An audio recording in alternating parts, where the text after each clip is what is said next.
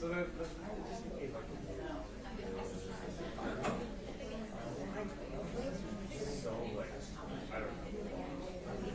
Some like really like,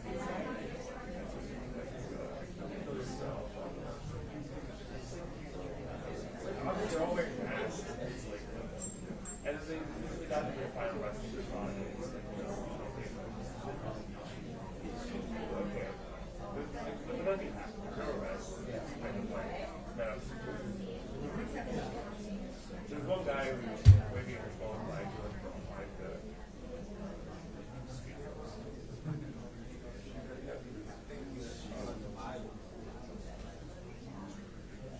but it was just funny because it was like, it was wild situation. All of this little movement in the Trump thing. And then you go downtown, it's like,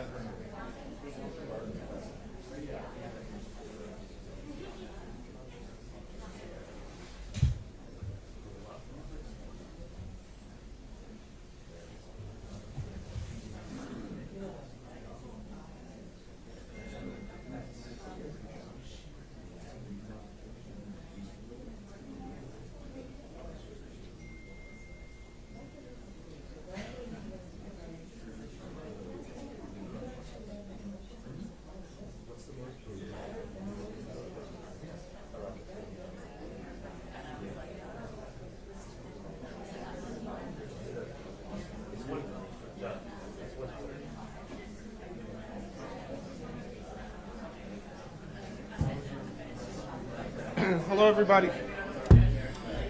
We're about ready to start.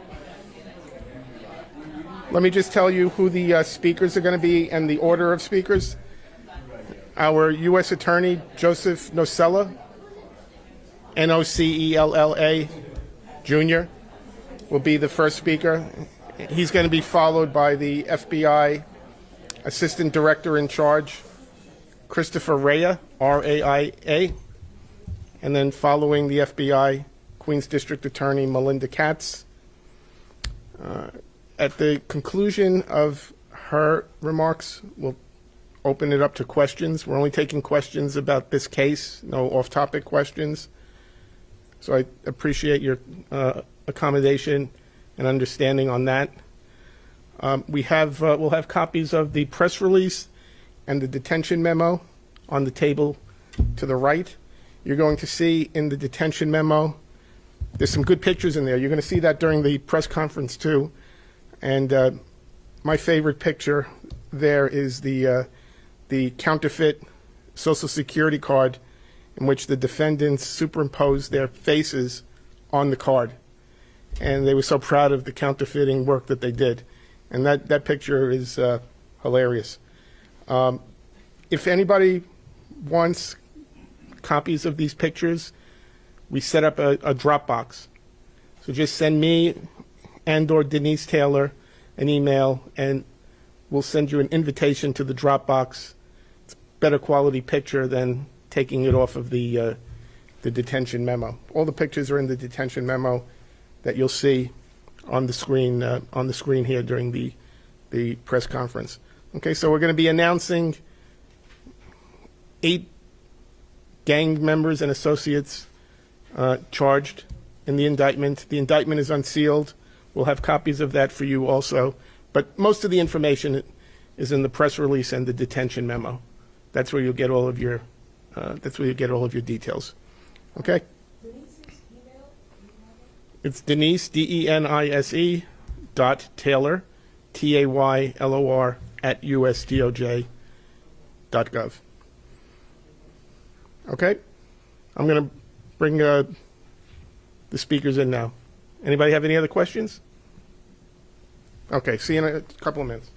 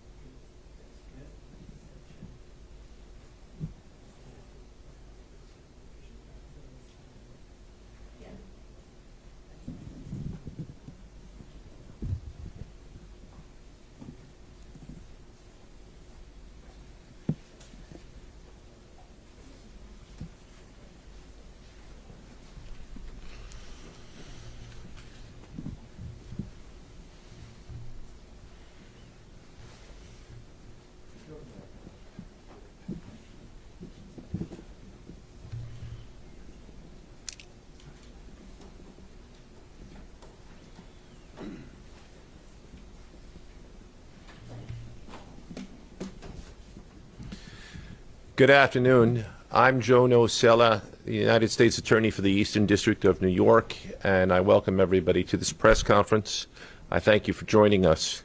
With me today are Christopher Rea, the Assistant Director in charge of FBI's New York Field Office, the Queens District Attorney, Melinda Katz, as well as my office's prosecution team, Assistant United States Attorneys Laura Bauman, Andy Palacio, and Camille Amiri. We're here today to announce the arrests and the racketeering indictment of 8 members and associates of the violent 18th Street Gang, or simply, as they like to refer to themselves, 18th Street. For a long time, they have controlled or attempted to control a stretch of Roosevelt Avenue in Jackson Heights, Queens, through a pattern of violence. The gang's reign of violence ends today. We're charging 8 members and associates of the gang, including its leader and multiple senior members with racketeering and violent crimes in aid of racketeering, including narcotics trafficking, firearms trafficking, extortion, counterfeiting, and fraud.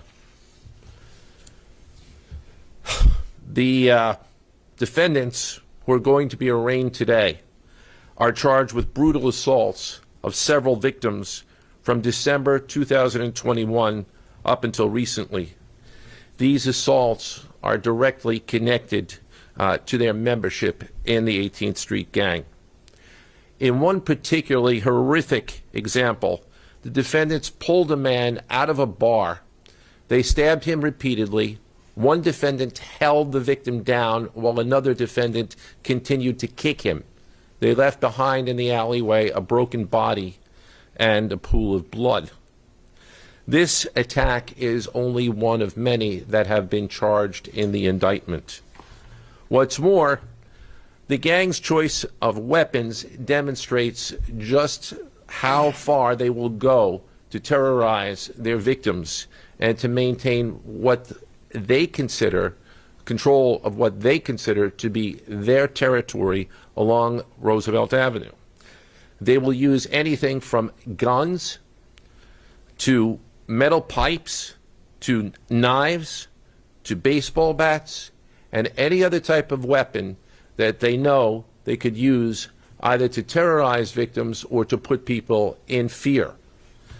In addition to the crimes that have been mentioned already in this press conference, namely the assaults upon victims which have caused horrific physical violence, the basic revenue generation of the 18th Street Gang is to maintain control, as I indicated, over what they think is their particular territory within Queens and to commit more crimes that generate money for them. For years, they've operated what might be regarded as an open-air market in counterfeiting, specifically counterfeit currency, which in and of itself is a form of not merely counterfeiting, but also a revenue generator per se. They've also engaged in counterfeiting various documents such as driver's licenses, social security cards, and passports. Perhaps most brazenly of all, this gang actually took its members' photos and superimposed them upon a fraudulent social security card. The scale of the gang's operation is best represented by the level of its organization. They had specific designated areas where they maintained their counterfeiting equipment and the personnel who actually engaged in the physical actions of counterfeiting documents. They also had specified persons performing particularized tasks, demonstrating a level of organization and sophistication that would allow them to perpetrate their crimes. In addition to the counterfeiting, in addition to the assaults, they've also, as indicated, engaged extensively in narcotics trafficking. The narcotics trafficking happened to be at both the dealer level as well as at the level of a street user. Finally, the gang engaged in not only acts of fraud, but also acts of extortion that included extortion against rival gangs within the vicinity. Despite what the gang believes, Roosevelt Avenue is not their territory. It is all of ours. The area must not be known as a center of criminality. It should be known for exactly what it truly is: a vibrant community where hardworking families live, work, and send their children to school. Today's charges are an important step in making Roosevelt Avenue and the surrounding community safer. Our investigation has revealed a great deal of evidence that indicates the extent of the gang's crimes. However, I encourage anyone who has any information to come forward if they have knowledge, not merely of what has been charged in the indictment, but knowledge of other crimes that may yet be under investigation but have not yet been revealed, or which may as yet be unknown. I want to commend the many victims who did come forward and did report to law enforcement their stories. Prosecutions like this would not be possible without the bravery of the citizens, of the people of the city who came forward and were willing courageously to tell their stories. My office, the Department of Justice, our local law enforcement partners, and others will continue to work tirelessly to protect not only the people who lived in the area of that stretch in Jackson Heights that the gang believed belonged to them and does not belong to them, but to make all our communities safe for all New Yorkers. In addition to my team, I'd like to give special thanks to the FBI's New York Metro Safe Street Task Force, to the NYPD's 110th and 115th Precinct, the U.S. Department of Homeland Security, the United States Secret Service, the U.S. Department of Labor, and of course the Queens County District Attorney's Office. At this time, I'm going to turn the conference over to Christopher Rea, who, as I indicated to you, was the FBI Assistant Director in charge. Chris? Thank you, Joe. Good afternoon. My name is Christopher Rea, the Assistant Director in charge of our New York field office. These arrests represent yet another example of the FBI's commitment to crushing the violent transnational gangs plaguing our communities. The FBI New York's Metro Safe Streets Task Force, in partnership with the U.S. Attorney's Office for the Eastern District of New York, the NYPD, the Queens County District Attorney's Office, successfully investigated and disrupted these 9 violent members and associates of the 18th Street Gang, a violent transnational criminal organization that has sown seeds of fear and destruction in a busy commercial corridor along Roosevelt Avenue in Jackson Heights, Queens, for years.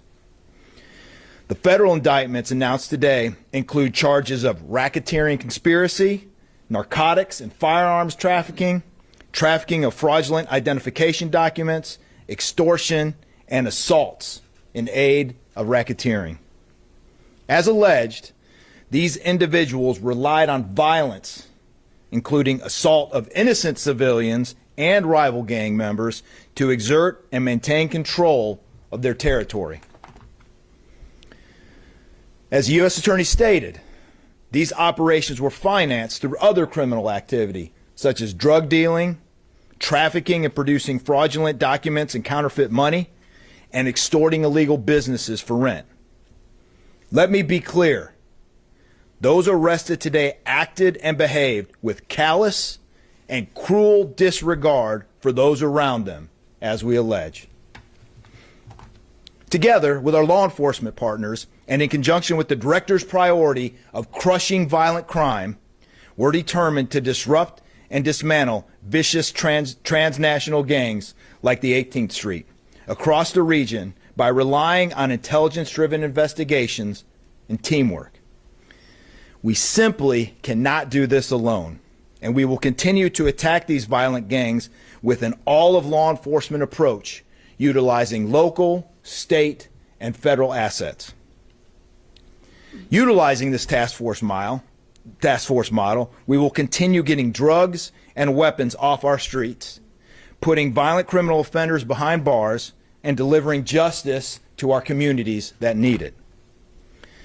Together, we're committed to ending the senseless violence these criminal organizations rely on to terrorize our neighborhoods. The tireless dedication and work of the FBI's Metro Safe Streets Task Force made today's actions possible. Those men and women of that task force put their lives in danger every day so the rest of the citizens don't have to. I'd also like to thank the U.S. Attorney's Office for the Eastern District of Newark, specifically the U.S. Attorney himself and his prosecutors for their tireless efforts in bringing those to justice. Additionally, I want to extend my appreciation to the NYPD, who we partner with extensively on cases of this nature. I'd also like to extend my appreciation to District Attorney Melinda Katz and the Queens District Attorney's Office, the Department of Labor, Office of the Inspector General, the United States Secret Service, and the Department of Homeland Security, and U.S. Immigration and Customs Enforcement in enforcement and removal operations. Today's success is only possible because of the efficient and effective partnership across the entire law enforcement community. As I close, I want the public to know this is not a one-and-done investigation in Roosevelt Ave. We will continue to aggressively work that area to ensure the citizens of that community are provided a safe environment to live. Thank you, and I'm now going to turn it over to the Queens DA, Melinda Katz.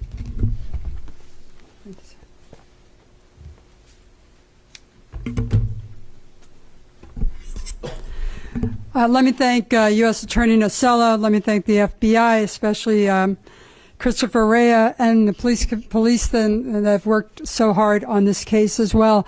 Look, we're all here together with one clear message. Nobody owns the streets of New York. Nobody owns the streets of Queens County. We will make sure that as gangs develop and as they form and as they believe that they have a right to communities or a right to throw the community out of the areas that they are in, we will dismantle those gangs.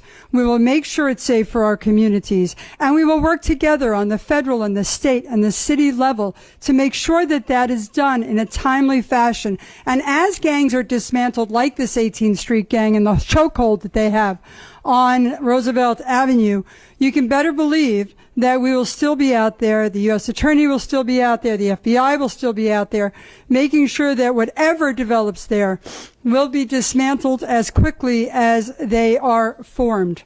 I want to thank all that were involved today. Roosevelt Avenue has been the subject of a lot of press lately and a lot of discussion lately.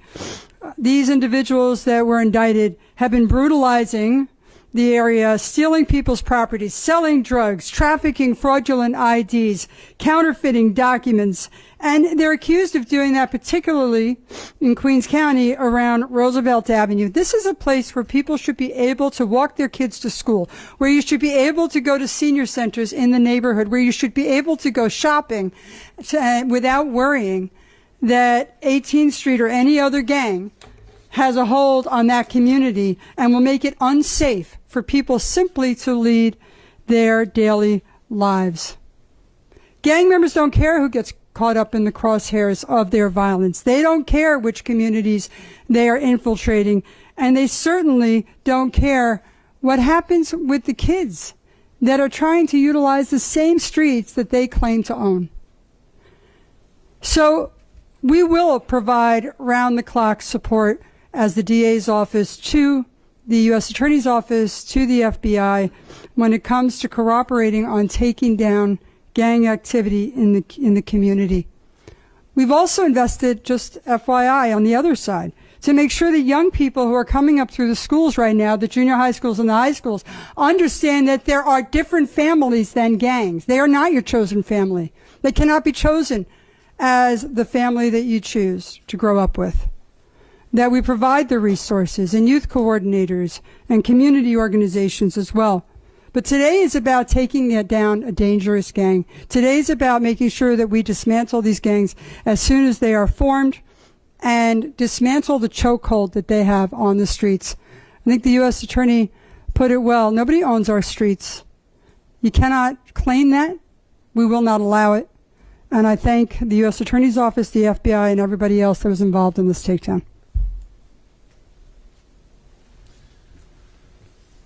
Okay, if anybody has any questions, yes. Yes, hi, from Telemundo. Can you tell us more specifically what streets on Roosevelt Avenue from 70th to 100, or where this was taking place? Well, it's a stretch of Roosevelt Avenue, and it varied at any given time because it all depended upon the number of gang members and how far they chose to walk up and down and in one way or another assert what they regarded as their influence, including, for example, when they met someone they didn't know, asking if that person was a member of the gang. What about stores? You said they were extorting some of the store owners for rent. They did engage in extortion, and beyond what has been revealed publicly, in the indictments. I'd rather not comment on the full extent to which they have been engaging in extortion on Roosevelt Avenue. So you'll have information that has been provided in the publicly disclosed documents, but I'd rather not go beyond that because our investigation, as DA Katz also indicated, is still ongoing. Yes. I had a couple of questions. First about the gang's footprint itself. If I'm not mistaken, I think you mentioned that this started, some of the assaults started in December 2021. Can you talk about the gang's membership and how it fluctuated over the years? Did it continue to grow? What does that footprint look like now, and how does that compare nationally to other locations? And my second question was about the investigation itself. Is there any part of this that links back to any immigration enforcement? Like, did any of those enforcement actions lead to a tip that led you here at all? The first question that you're asking is something that is difficult to answer because the size of the gang and its provenance and its growth are constantly in flux, and they are constantly part of an ongoing investigation. So we're not in a position to be able to give you the specifics in terms of just how large the gang is. They recruit, they continue to recruit, they continue, or they attempted to continue to grow. So I can't give you any more details other than what has been revealed publicly. Again, there's a large portion that is part of an ongoing investigation. It's very common in this district with our law enforcement partners for us to be taking down gangs and gang activity. And that has been one of the priorities of the current administration. So this is consistent with the current administration. And my answer to your second question is very simply that this investigation is independent of, but consistent with, everything that has been requested by the administration. Yes? There's a couple of questions. How lucrative and widespread was the counterfeiting operation? How much money were they bringing in from the counterfeit documents? Again, there are certain details about the investigation that we're not prepared to reveal at the press conference. It's a very fair question. To some extent, you'll find that the public documents do reveal that these were, in each instance, whether it was narcotics trafficking, whether it was firearms trafficking, or whether it was counterfeiting, they were highly profitable. It was a profit center for the gang, but the specifics and all the details, again, are still part of the ongoing investigation. And I don't know if this is going to get the same sort of answer, but can you talk about how long this particular investigation went on, and if there was any specific flashpoint or community tip or something that got the ball rolling? I'm sorry, but no, I can't reveal that. Anyone else? Thank you, everybody. Thank you.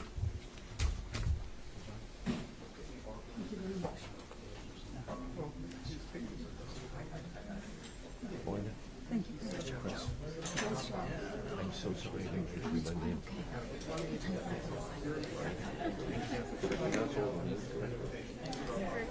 Good job.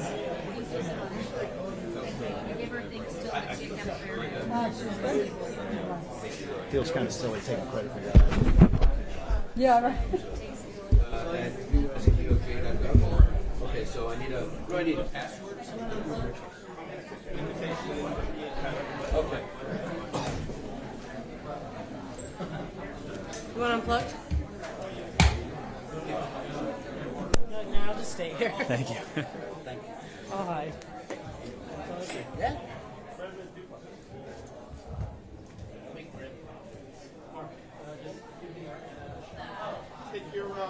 Take your documents on the way up, the indictment. Are there pictures in there too? Yeah, yeah, no, I know. Just back.